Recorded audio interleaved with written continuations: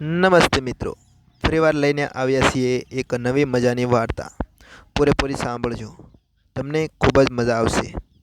અને મિત્રો, તમે મારા દરેક વિડીયોને પ્રેમ આપો તો તે બદલ તમારો ખૂબ ખૂબ ધન્યવાદ મિત્રો.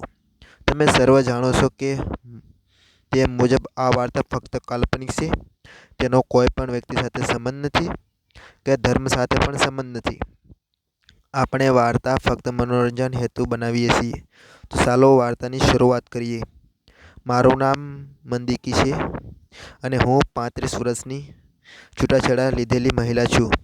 મારા તલાક 4 વર્ષ પહેલાં થઈ ગયા હતા અને મારે કોઈ પણ સંતાન નથી. અને આ વાત 1 મહિના પહેલાંની છે. ઠંડીની ઋતુ હતી અને અમે બંને ઓફિસમાંથી દરેક કર્મચારીને ટાર્ગેટ આપેલા હતા. જો ટાર્ગેટ પૂરા ન થયા હોય તો અમારી નોકરી પણ જઈ શકે છે તેમ હતી. એટલે હું ઓવરટાઈમ કરીને મારું કામ પૂરું કરવા મંડાઈ પડી. મોડી રાત્રે મારું કામ પૂરું થયું અને મેં જોયું તો ઓફિસમાંથી બધા પોતપોતાના ઘરે જતા રહ્યા હતા. હું મારો સામાન પેક કરીને જેવી બહાર નીકળી તો મારા ફોન ઉપર એક ગ્રાહકનો ફોન આવ્યો અને હું તેની સાથે વાત કરતાં કરતાં ચાલી રહી હતી. મારું ધ્યાન ફોનમાં હોવાથી હું રસ્તા ઉપર એક નાના એવા નાળામાં પડી. હું આખી પલળી ગઈ. મારી ચીસ સાંભળીને અમારી ઓફિસનો ચોકીદાર દોડતો દોડતો મારી પાસે આવ્યો અને તેણે મને હાથ આપીને બહાર કાઢી. મારા બધા જ કપડાં પલળી ગયા અને ઠંડી પણ જોરદાર હતી. ત્યારે ચોકીદાર કહેવા લાગ્યો કે મેડમ, તમે તો સાવ પલળી ગયા છો. ચાલો હું તમને ટુવાલ આપું. ઓફિસની બહાર તેણે મને બેસવા માટે ખુરશી આપી અને ટુવાલ પણ આપ્યું. મેં મારો ચહેરો સાફ કર્યો, પણ ભીના કપડાં હું કઈ રીતે ઘરે જાઉં? તો ચોકીદાર કહેવા લાગ્યો કે મેડમ, ઠંડી ખૂબ જ છે અને તમે ઠંડીથી કાપી પણ રહ્યા છો. અને જો થોડો વધારે સમય તમે આમ ને આમ રહેશો તો બીમાર પડી જશો. ઓફિસની પાછળ મારી રૂમ છે. જો તમને કોઈ તકલીફ ન હોય તો તમે ત્યાં બ્લેન્કેટ પહેરી લ્યો અને તમારા કપડાં મને આપી દો એટલે હું તેમને સૂકવી દઉં. મને પણ તેની વાત સાચી લાગી એટલે હું તેના ઘરે ગઈ. મારા કપડાં કાઢીને તેમને આપ્યા અને હું બ્લેન્કેટ ઓઢીને ત્યાં ખુરશી પર બેસી ગઈ. થોડીવાર પછી તે ચા લઈને આવ્યો. ચા પીધા પછી મેં તેમને કહ્યું કે તમે કંઈક કરો છો, નહીંતર હું ઠંડીથી મરી જઈશ. ચોકીદાર થોડો વિચાર કર્યો અને પછી બોલ્યો, મેડમ, જો તમને હું ખોટું ન લાગે ન માનો તો તમને એક વાત કહું? મેં કીધું, હા બોલો.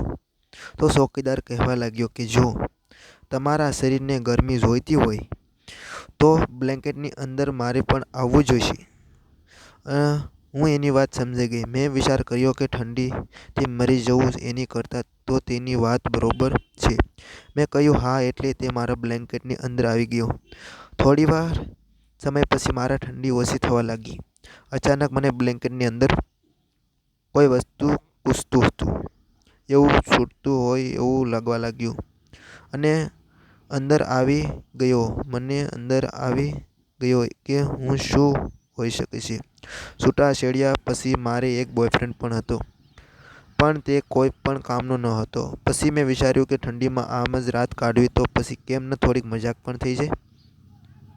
આ વિચારીને મેં મારો હાથ ચૂલામાં નાખવાના લાકડા ઉપર મૂક્યો અને તે પણ સમજી ગયો કે ઠંડીની હિસાબે હું ચૂલો સળગાવવા માંગુ છું અને બંને એકબીજાને આંખમાં જોવા લાગ્યા. ચોકીદાર પણ 24 વર્ષનો યુવાન હતો.